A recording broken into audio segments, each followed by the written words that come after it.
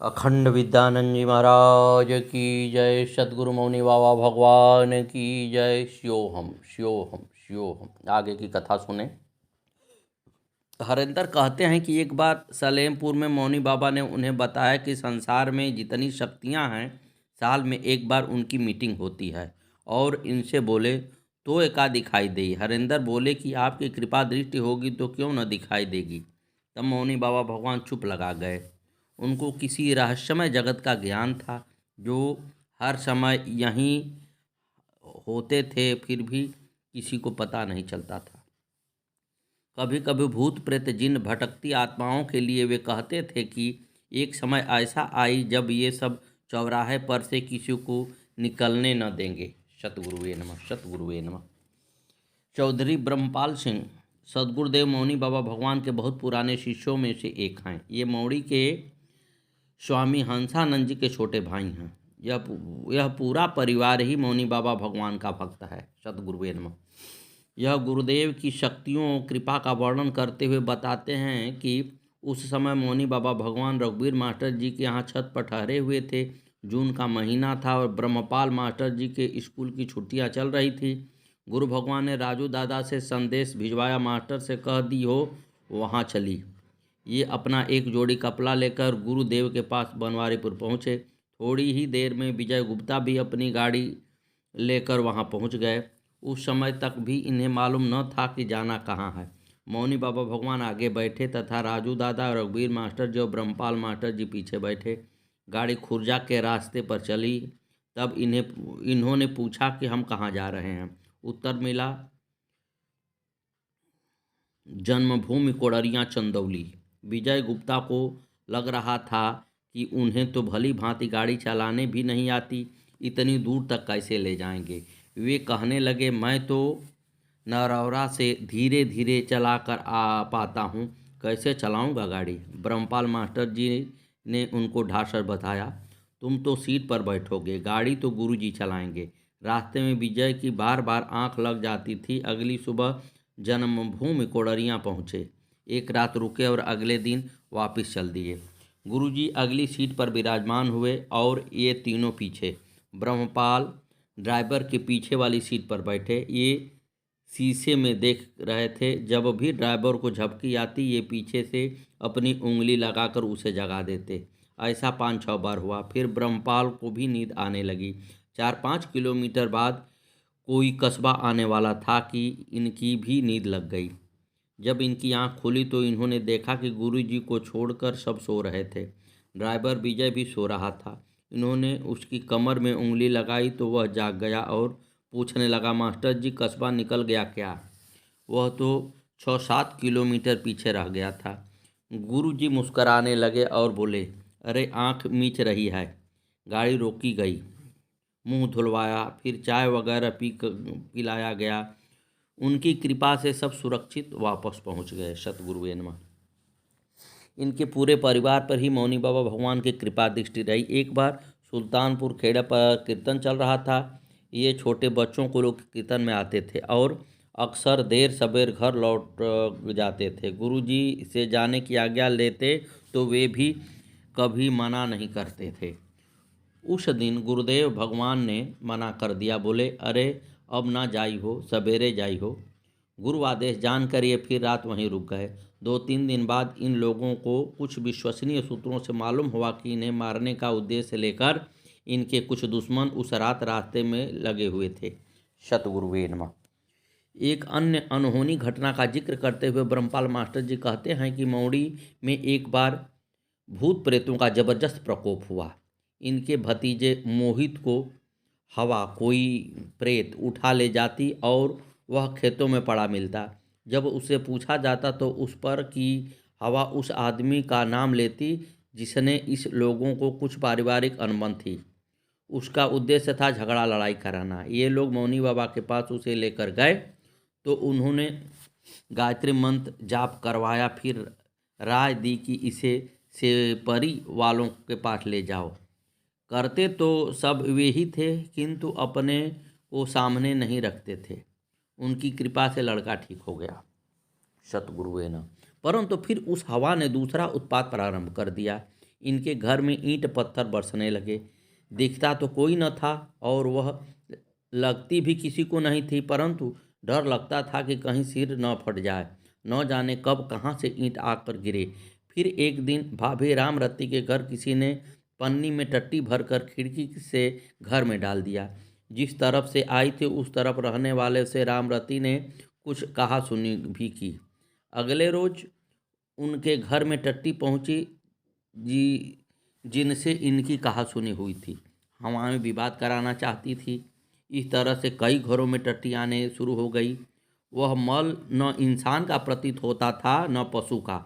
ब्रह्मपाल के घर गली की तरफ से एक कमरे की छत टट्टियों की पन्नियों से भर गई। हवाओं ने इनके गेट टट्टियों से सान दिए। घर में अब कांच की बोतलें भी गिरने लगी। ये और इनकी पत्नी रजनी एक दिन सुबह सुबह गुरु जी मौनी बाबा के पास गए। भगवान जटपुरा आश्रम पर बैठे मिले। वहाँ दो चार लोग बैठे थे। जब वे लोग चले गए तब गुरु जी ने पूछा, अरे कैसे आए? ब्रह्मपाल मास्टर जी ने सारी बात बताई और कहने लगे, गुरु जी अब तो गांव छोड़ना पड़ता दिखता है। बस रसोई बची है जहाँ से चीज नहीं आ रही है। सदगुरुदेव भगवान बोले, अरे आश्रम पर अर्जी लगा दे। इन्होंने कुछ हठपूर्वक कहा, गुरुजी मैं आश्रम पर अर्जी न लगाऊंगा। मैं आपके चरणों में अर्जी लगाने आया हूँ और मैंने वो लगा दी। 2 मिनट वे चुप रहे, फिर बोले, अरे तो फिर घर जाई हो। ये घर चले आए। उस दिन के बाद से आज तक पूरे गांव में फिर ऐसा उपद्रव कभी नहीं हुआ। ब्रह्मपाल मास्टर जी गुरु भगवान को स्मरण करते हुए कहते हैं, हम 8वीं कक्षा में पढ़ते थे जब सतगुरुदेव मौनी बाबा भगवान खैरपुर आए थे। उनके साथ हमें इतना समय मिला, लगभग एक जीवन भर का, परंतु हम कहाँ जान पाए उन्हें। ये उनके आश्रम पर स्थापित सारी शक्तियाँ, ये सब उन्हीं का तो विराट स्वरूप है। सतगुरुवे नमः, सतगुरुवे नमः। प्रकृति का उन प्रकृति पर उनका अधिकार तो उनके लिए एक खेल जैसा ही था। ब्रह्मपाल एक वाक्य बताते हैं कि सलेमपुर गांव के अतर सिंह के यहाँ कीर्तन हो रहा था। एक सज्जन बोले, गुरुजी इनकी गेहूं की फसल सूख रही है, ट्यूबवेल वाला पानी नहीं देता, ये वाक्य क्या करें? गुरु भगवान बोले, हम क्या करी हो? वह कहने लगा, गुरुजी हम तो आप ही के सहारे हैं। मौनी बाबा भगवान के साथ इस समय एक भैंसरोली के स्वामी जी थे। उनकी तरफ संकेत करके गुरुजी बोले, अरे स्वामी जी से कह दे ट्यूबवेल का हैंडल दबा दे हो। वह स्वामी जी से बोला, चलो दबा दो। स्वामी जी कहने लगे, अरे हम पे नहीं आता हैंडल वैंडल दबाना। मौनी बाबा भगवान बोले, अरे ऐसे ऐसे कर दे हो। उन्होंने बटन दबाने का इशारा कर दिया। उस वक्त आसमान बिल्कुल साफ था, परंतु जरा ही देर में घटाएं घिर आईं और 20 मिनट ही बीते होंगे कि वर्षा की झड़ी लग गई। जहाँ कीर्तन हो रहा था वहाँ तक पानी आ गया। लोग हाथ जोड़ने लगे, गुरुजी अब तो बंद कर दो। वे बोले, अरे तो स्वामी जी से कह दे हो लाल बटन दबा दे। लोगों ने स्वामी जी से प्रार्थना की, स्वामी जी लाल बटन दबा दो, और तब जाकर कहीं बारिश बंद हुई। सतगुरुवे नमः। ऐसे ही एक वाक्य स्वामी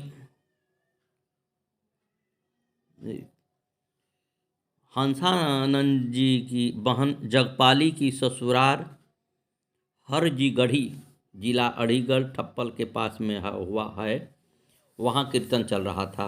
ब्रह्मपाल, स्वामी हुकुम सिंह, सिब्बन, राजवीर, ढोलक वाले, शेरपाल इत्यादि भक्त इधर से गए थे। वहाँ के लोग व्यंग्यात्मक लहजे में बोले, तुम्हारे बाबा में दम है तो इनसे कह दो बारिश करा दें, यहाँ खेत सूख रहे हैं। भक्तों ने गुरु जी मौनी बाबा से गुजारिश की। फिर क्या था, करीब 20 मिनट में भारी वर्षा हुई। इतना जल वर्षा की गली में खड़ी बैलगाड़ी बहकर पोखरे में पहुँच गई। वहाँ के लोग हाथ जोड़ जोड़ कर खड़े हो गए। कुछ गुरु जी के चरणों में लेट गए। वे गिड़गिड़ाए तो मौनी बाबा भगवान ने दया की और वर्षा बंद हो गई, परंतु तब तक तो चारों तरफ जल ही जल दिखाई देने लगा। सतगुरुवे नमः। गुरु भगवान मौनी बाबा की यादों को ताज़ा करते हुए ब्रह्मपाल मास्टर जी कहते हैं कहाँ कहाँ न गए हम उनके साथ। दीपावली के आसपास मौनी बाबा भगवान भक्तों के को चित्रकूट ले जाते थे। महामंडलेश्वर दयानंद जी निमंत्रण भेजा करते। मौनी बाबा भक्तों के साथ कामदगिरी की परिक्रमा लगाते। उन्होंने अनुसुईया माता, सीता रसोई, लक्ष्मण पहाड़ी, भरतकूप सबके दर्शन कराए। वे भक्तों को वहाँ प्रतिदिन मंदाकिनी गंगा में स्नान कराते थे। एक रोज शाम को महामंडलेश्वर दयानंद जी ने दो संतों को भेजकर सतगुरुदेव को निमंत्रण भेजकर बुलवाया। उस समय गुरु भगवान सब लोगों की तरह सादे वस्त्र में ही रहते थे। दयानंद जी ने निवेदन किया कि महाराज, वेशभूषा ऐसी रखें जो साधारण व्यक्ति भी पहचान ले कि आप संत हैं। अब तो कोई बिरला ही पहचानता पाएगा। गुरुजी मौनी बाबा बोले, अरे कपड़ा रंगने से का हुई, देखल बा स्वामी जी। दयानंद जी ने भक्तों को संबोधित करते हुए कहा, बुलंदशहर वालों, आपके अहोभाग्य जो ऐसे संत का सानिध्य आपको मिला। इनके तो दर्शन मात्र से ही कल्याण है और आप लोग तो इनके साथ रहते हैं। सतगुरुवे नमः। ब्रह्मपाल मास्टर गुरुदेव जी के साथ उन यात्राओं का स्मरण करते हुए कहते हैं कि चाहे उज्जैन हो या कुंभ, चाहे चित्रकूट नहलाया चाहे उज्जैन नहलाया, जहाँ जरा जरा सा और ठहरा हुआ गंदा जल होता वो वहीं नहलवाते। कहते, अरे लगाई डुबकी। भक्त नाक बंद करके डुबकी लगाते। तो मौनी बाबा भगवान चाहे हमारी भक्ति देखकर हंसते हों अथवा हमारे पाप कर्म काटते हों, इसका ज्ञान हमें नहीं है। हम भक्तों के लिए तो गुरु आदेश ही सर्वोपरि रहा। उस आनंद का वर्णन हम वाणी से नहीं कर सकते। सतगुरुवे नमः। सलेमपुर के वीरचंद थे, उनकी चाय की दुकान थी। वैसे तो उसमें बहुत से ऐसे अवगुण थे जो कि समाज में चर्चा का विषय थे, परंतु गुरुदेव मौनी बाबा भगवान कहा करते, अरे हम वीरचंद से कही तो कच्छे में ही चल देई। मौनी बाबा उन्हें बड़े प्रेम से पास बैठाते। कोई कुछ कहता तो वे कहते, अरे डॉक्टर मरीज को ही तो बैठाई। सतगुरुदेव भगवान ऐसी ऐसी जगह बैठते, ऐसे ऐसे के जाते। वीरचंद से भी दूने अवगुण वालों के पास वे बैठे। भगवान थे वे, उनसे कुछ भी न छुपा था। वे तो राग द्वेष रहित थे। भगवान के समान उन्होंने सबको तार दिया। मीरा, ध्यान पाल, ये सब के सब बाहुबली थे। चाइना पैमा तो डाकू ही थे और रहने के लिए उन्होंने वही गांव चुना जहां हर साल 6-7 कत्ल होते थे। कोई गवाह भी पुलिस को नहीं मिलता था। उस गांव में रहे गुरुदेव। ऐसे हमारे क्षेत्र में निवास कर उन्होंने इसे बदल कर रख दिया। सतगुरुवे नमः। सतगुरुवे नमः। आगे की कथा कल।